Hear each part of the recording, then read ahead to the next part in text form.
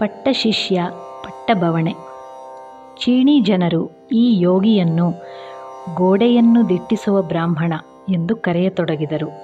ಹಲವರು ಇವನ ಹಿರಿಮೆಯನ್ನು ಅರಿತುಕೊಂಡು ಶಿಷ್ಯರಾಗ ಬಯಸಿದರು. ಆದರೆ ಇವನು ಯಾರನ್ನೂ ಕತ್ತೆತ್ತಿಯೂ ನೋಡಲಿಲ್ಲ, ಏನೊಂದು ಮಾತನ್ನೂ ಆಡಲಿಲ್ಲ. 9 ವರ್ಷಗಳ ಅಖಂಡ ಧ್ಯಾನದಿಂದ ಎದ್ದರೂ ಅಡ್ಡಾಡುವಾಗಲೂ ಧ್ಯಾನ ಮುದ್ರೆಯೇ. ಮತ್ತೆ ಮತ್ತೆ ಗೋಡೆಗೆ ಮುಖ ಮಾಡಿ ಕೂಡುವನು. ನಿದ್ರೆ ಮಾಡಲೆಂದು ಮಲಗಿದುದೇ ಇಲ್ಲ. ಅವನ ಶಿಷ್ಯರಾಗ ಬಯಸಿದವರಲ್ಲಿ ಒಬ್ಬ ಹುಯ್ ಖೆ ಎಂಬುವನು ಬೋಧಿಧರ್ಮ ತಪಸ್ಸು ಮಾಡಿದ 9 ವರ್ಷಗಳು ಗುಡಿಯ ಹೊರಗಡೆ ಚಳಿಯಲ್ಲಿ ಮಂಜಿನಲ್ಲಿ ಹಗಲು ರಾತ್ರಿ ಎನ್ನದೆ ತವಕದಿಂದ ಕಾದಿದ್ದ. ತಪಸ್ಸಿನಿಂದ ಅವನು ಎದ್ದ ಮೇಲೆ ಅವನೊಂದಿಗೆ ಮಾತನಾಡಲು, ಅವನಲ್ಲಿ ಶಿಷ್ಯನಾಗಿ ನಿಲ್ಲಲು ಯತ್ನಿಸಿದ. ಆದರೆ ಬೋಧಿಧರ್ಮ ಅವನನ್ನು ಹತ್ತಿರವೇ ಬರಗೊಡಲಿಲ್ಲ. ಅರಿವು ಮೂಡಿತು.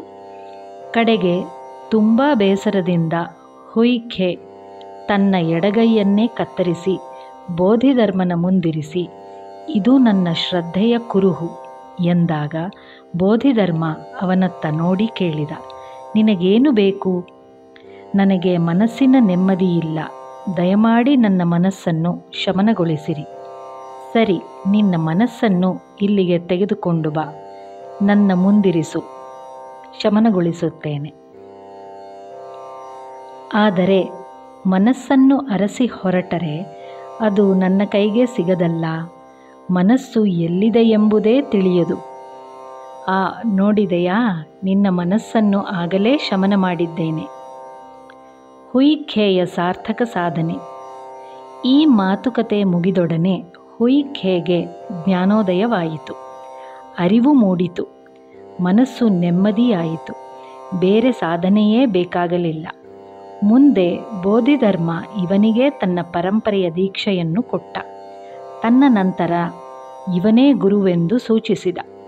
ಹುಯ್ ಖೆ ಮೊದಲು ಕುಂಗ್ ಫು ತ್ಸೆ ಕನ್ಫ್ಯೂಷಿಯಸ್ ಎಂಬ ಜಗದ್ವಿಖ್ಯಾತ ಸಂತನ ಧರ್ಮಕ್ಕೆ ಒಲಿದಿದ್ದ. ಆದರೆ ಬೌದ್ಧ ಧರ್ಮದ ವಿಚಾರವಾಗಿ ಬಹಳ ಓದಿದ್ದ.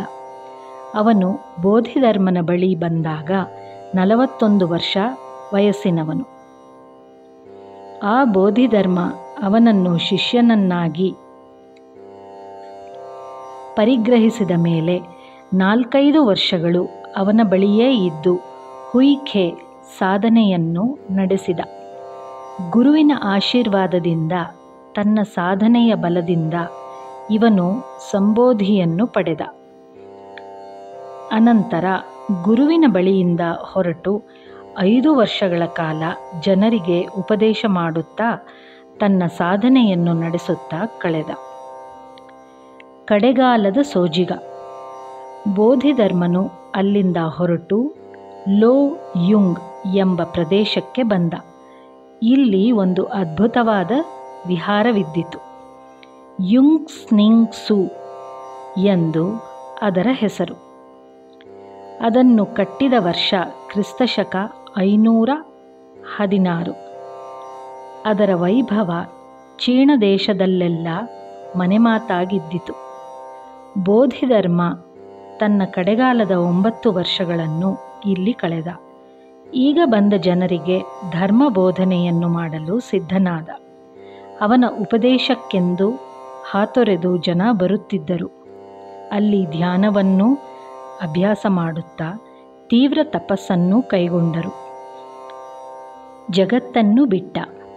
ಅವನಿಗೆ ಸುಮಾರು 150 ವರ್ಷ ವಯಸ್ಸಾಗಿದ್ದಾಗ ವಿಹಾರದಿಂದ ಹೊರಹೊರಟು ಲೋ ನದಿಯ ದಂಡೆಯ ಮೇಲೆ ಏಕಾಂಗಿಯಾಗಿ ನಡೆದಾಡತೊಡಗಿದ.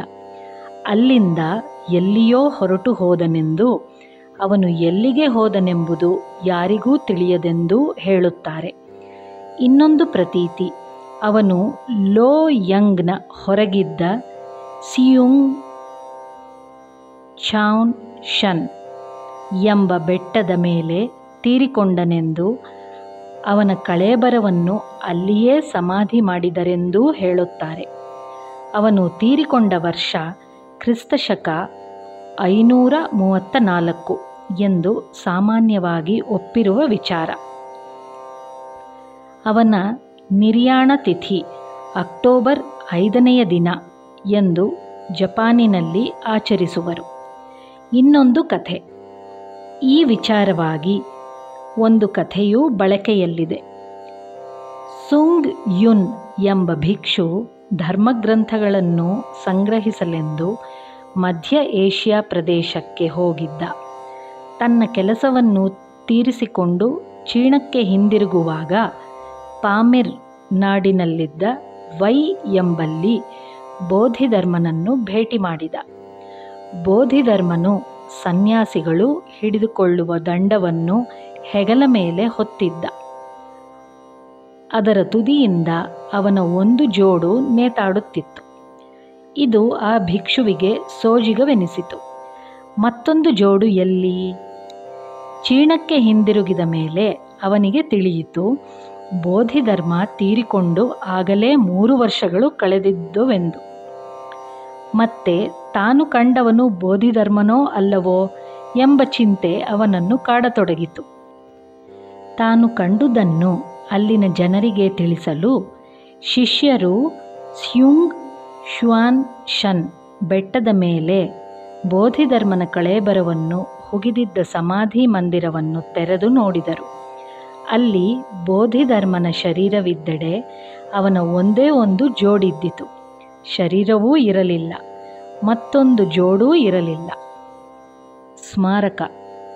ಬೋಧಿಧರ್ಮನು ಚೀನಾ ದೇಶದಲ್ಲಿದ್ದ ಸಮಯ ಒಟ್ಟು 63 ವರ್ಷಗಳೆಂದು ಹೇಳುತ್ತಾರೆ.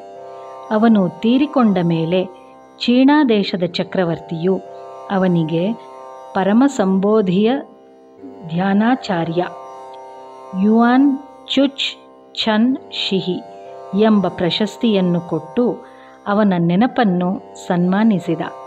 ಅವನಿಗಾಗಿ ಖುಂಗ್ ಕುವನ್ ಎಂಬ ಹೆಸರಿನ ಸ್ಮಾರಕ ಭವನವೊಂದನ್ನು ಸ್ಯುಂಗ್ ಬೆಟ್ಟದ ತಪ್ಪಲಿನಲ್ಲಿ ಕಟ್ಟಿಸಿದ. ಕ್ರಿಸ್ತಶಕ 841ರಿಂದ 847ರಲ್ಲಿ ಬೌದ್ಧ ಧರ್ಮದ ವಿರುದ್ಧ ಅಲ್ಲಿ ನಡೆದ ಆಂದೋಲನದಲ್ಲಿ ಈ ಸ್ಮಾರಕ ಭವನವನ್ನು ನೆಲಸಮ ಮಾಡಿದರು. ಆದರೆ 850ರಲ್ಲಿ ಚಕ್ರವರ್ತಿಯ ಆದೇಶದ ಮೇಲೆ ಅದನ್ನು ಮತ್ತೆ ಕಟ್ಟಲಾಯಿತು.